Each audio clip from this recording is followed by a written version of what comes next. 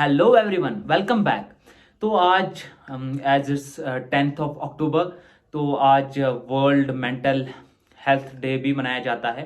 तो मैंने सोचा क्यों ना आज मेंटल हेल्थ पे हम एक टॉपिक बनाएं और हम जानें कि इंडिया में most of students mental illness की वजह से क्यों जूझ रहे हैं और वर्ल्ड हेल्थ ऑर्गेनाइजेशन और यूनिसेफ का इस पे क्या टेक है।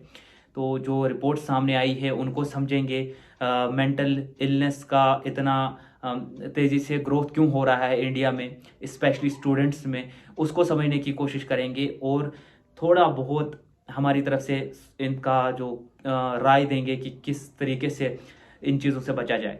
तो अगर आप ये सोच रहे हो कि नहीं, you are mentally and physically fit, तो क्या पता आप गलत हो।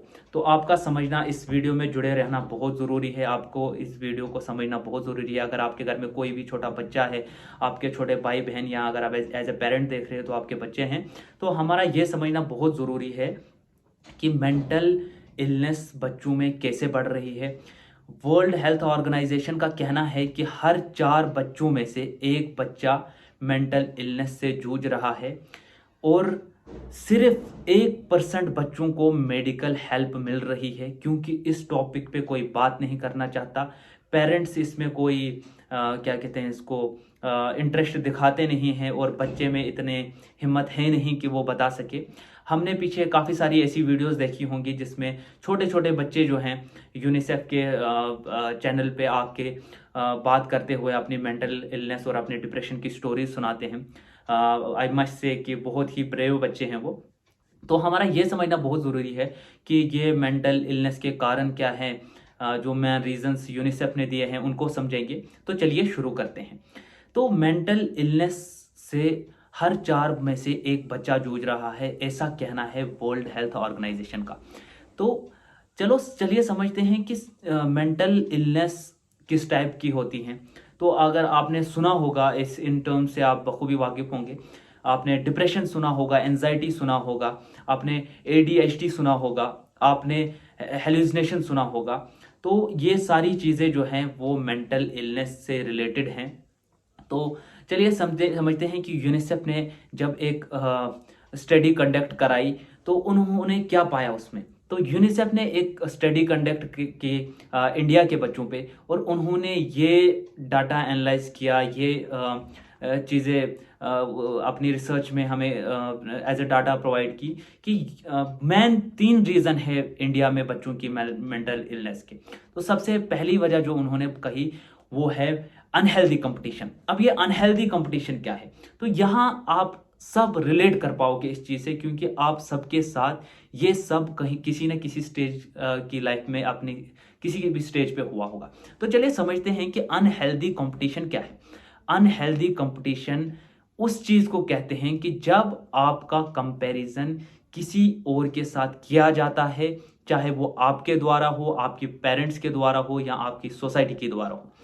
हम सबके साथ एक वाकया ज़रूर पेश आया होगा कि एक शर्मा जी का बेटा है, उसने ऑडी ले ली, आपके पास अल्टो है। शर्मा जी के बेटे ने 100% ले लिया, आप 35 और 50 पे रजिस्ट करते हो।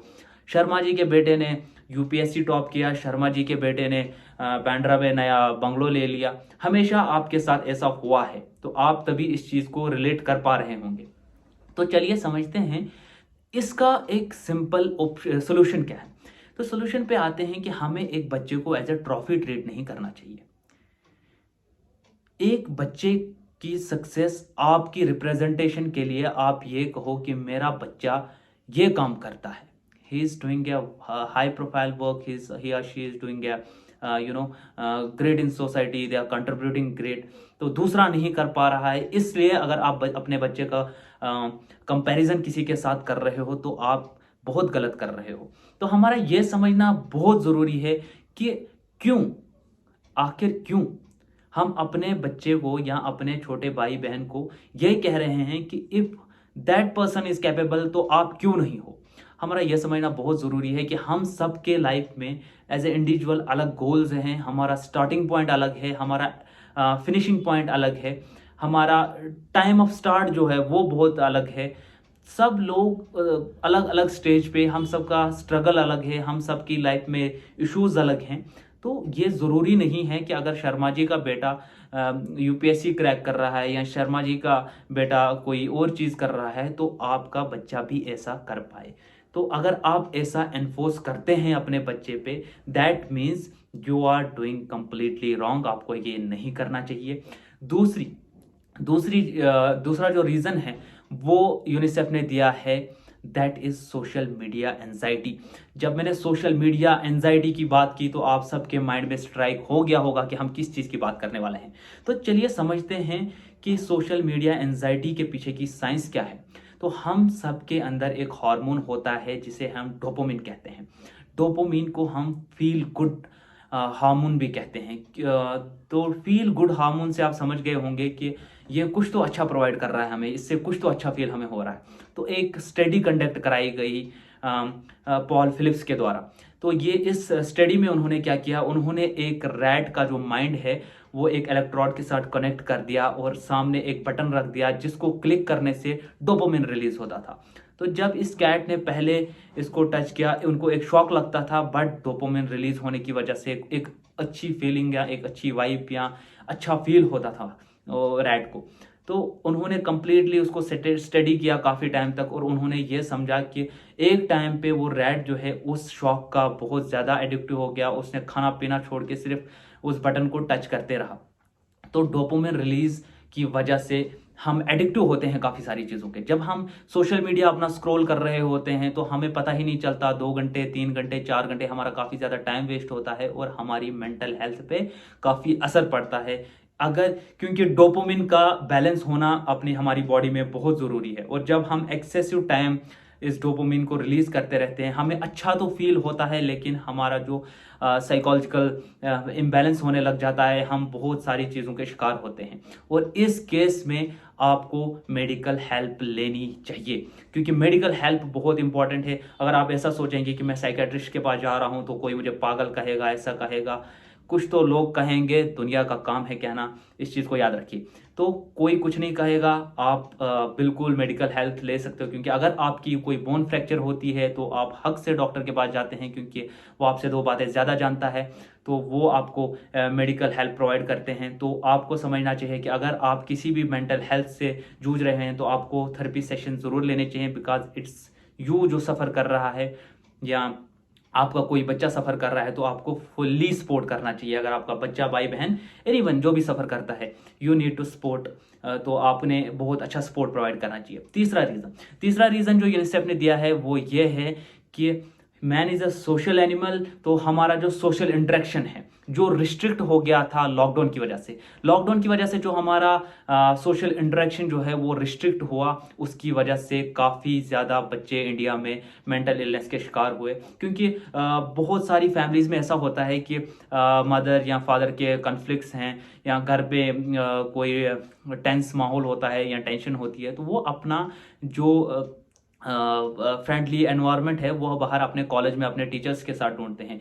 तो जब ये 2 साल के लिए बिल्कुल कंप्लीटली रिस्ट्रिक्ट हो गई उनकी मूवमेंट कोविड की वजह से, तो इससे काफ़ी ज़्यादा असर पड़ा है बच्चों की मेंटल हेल्थ पे। तो चलिए समझते हैं ये मेंटल हेल्थ जो है हमारा क्या कंट्रीब्यूशन रहता है अपनी मेंटल हेल्थ खराब करने में। तो सबसे पहला कंट्रीब्यूशन हमारा रहता है कंपैरिजन। मान लो कि आप अपना फ़ोन स्क्रॉल कर रहे हो और आपने देखा कि एक बंदा, एक छोटा सा बच्चा जो हो वो स्काई ड्राइविंग कर रहा है, वो किसी 5 स्टार रिजॉर्ट में बैठ के चिल कर रहा है। तो आप इमेजिन करने लग जाते हो कि यार देखो इस बंदे की लाइफ कितनी हैपनिंग है, ही इज़ डूइंग ग्रेट, ही या शी इज़ डूइंग ट्रमेंडस, वो बहुत अच्छा कर रहे हैं अपनी लाइफ में, they are enjoying their life fully. तो मैं अपने घर में बैठ के स्क्रीन पे देख रहा हूँ तो मेरी लाइफ शायद इतनी हैपनिंग नहीं है। तो स्टॉप कंपेयरिंग योर सेल्फ। आप एक ऐसी सिचुएशन के साथ खुद को कंपेयर करते हो और आपका माइंड जो है वो इस चीज़ को समझने में जो असफल रहता है, वो बहुत बिल्कुल एक अच्छा रिस्पॉन्स इन रिटर्न नहीं देता है, जिसकी वजह से आप मेंटल इलनेस के शिकार होते हो। तो दूसरा जो ये मैं अपनी बात कहूँगा कि ये मेरे साथ भी होता है। दूसरी चीज़ ये है कि हम सोचते हैं कि जब भी हम कोई काम करें हम अपना 120% दें, हम जो भी करें वो बहुत अच्छा हो। तो हम एक्सेप्टेंस नहीं है हमारे अंदर। एक्सेप्टेंस का होना बहुत ज़रूरी है लाइफ में। अगर आपके अंदर एक्सेप्टेंस नहीं है कि किसी कारण आप इस चीज़ को अच्छा नहीं कर पा रहे हो, तो आप अपने मेंटल हेल्थ को खुद खराब कर रहे हो। कि इट्स ओके कि अगर आप हमेशा 120% नहीं कर पा रहे हो, इट्स कंप्लीटली ओके। आपको इस चीज़ में बिल्कुल डरने की ज़रूरत नहीं है कि like I am not doing this, I am not doing that. तो बिल्कुल आप चिल करें। हमेशा ज़रूरी नहीं है कि आप हमेशा बेटर करें, आप हमेशा जीते, आप हमेशा अ, अच्छा परफॉर्म करें, आप एकेडमिक्स में बहुत अच्छे रहें हमेशा। क्योंकि अगर आप कंसिस्टेंटली एकेडमिक्स में फॉल कर रहे हैं या किसी भी चीज़ में आप नीचे गिर रहे हैं, वो एक साइन है कि आपकी मेंटल फिटनेस जो है वो बिल्कुल स्टेबल नहीं है।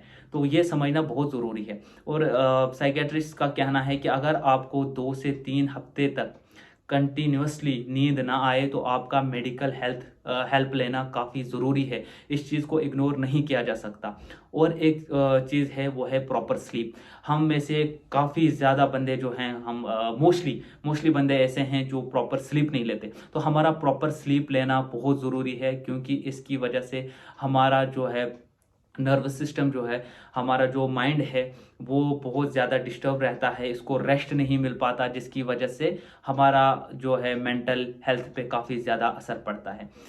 तो और चौथा जो है वो है फोमो। चीज़ों से डरना। चीज़ों से डरना ओके है, लेकिन उस चीज़ को सीरियसली लेना, उस चीज़ को अपने माइंड में बिठा देना कि भाई मैं ये चीज़ नहीं कर पाता, मेरे से बेहतर कर लेता है दूसरा बंदा, तो ये आपकी मेंटल फिटनेस के लिए, मेंटल हेल्थ के लिए बिल्कुल ज़रूर ठीक नहीं है।